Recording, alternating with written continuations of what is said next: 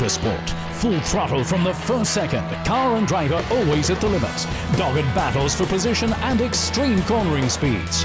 In all the excitement, one modest star often gets overlooked: the tyre. It turns in an incredible unseen performance lap after lap and never gives up until it really can do no more. The most crucial point on the car is the tyre. It's the last thing that sticks you to the circuit. You need to get the car and the tyre working at the same frequency to get the best out of it. So yeah, it's a science in itself. Right from the design stage on the computer, the molding and heating get calculated so that an optimum working temperature of 100 degrees is achieved. A race tire works within a very specific temperature range. There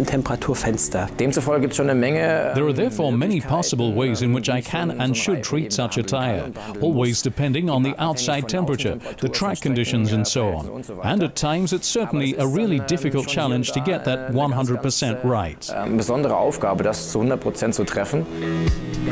Key to the driver's success in this challenge is the tyre structure. Tread, tyre wall and bead must be designed so that the tyre works on building up heat within a prescribed range and generates grip, with tyre pressure playing a role here as well. So most of the time we are reducing the inflation pressure on track in order to get a wider or bigger contact patch area. This is improving the grip. But in the meantime, by doing this, you reduce the lateral stiffness of your tire, and then you're struggling to manage handling stability. Temperature problems. The tire gets too hot and grip is lost. Modern tire compounds and designs conduct away heat extremely well and permit lower levels of air pressure. Thermal efficiency, grip and handling call for firm tire walls as a further solution.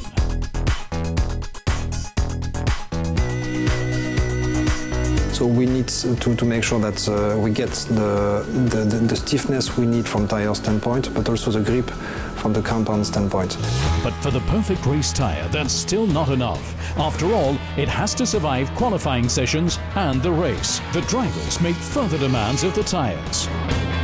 In qualifying, of course, you rely on having the right tire pressure and temperature on the precise lap where it all counts. And then you've got to drive a faultless lap and take advantage of the tires being at their peak. And then when you get into the race, the tires should ideally remain constant. If they do, then it's also easy to drive well and to drive fast. As if that was all. In tough racing use, the tires have to put up with constant mistreatment by curves, skidding and sliding. And yet their task is to convey a reliable feel to the driver and to survive the race distance performing at a consistent level. Our race tire must therefore also be extremely robust and hard-wearing, to be able to hit bumps at high speed, protect the wheels and act itself as if nothing had happened. As always, nothing is left to chance here either, with the tyre taken to the limit even in the lab, and bumps are on the agenda here too.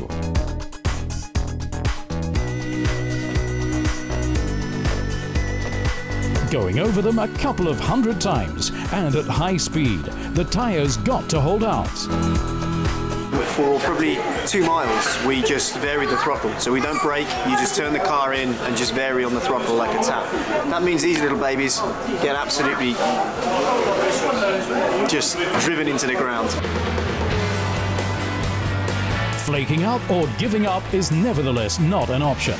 Be it short or long distance race, no strategy can work if the tyres don't last. So next time you see a tyre change, don't for once just look at the clock. Also have some regard for the tyres. They've earned it.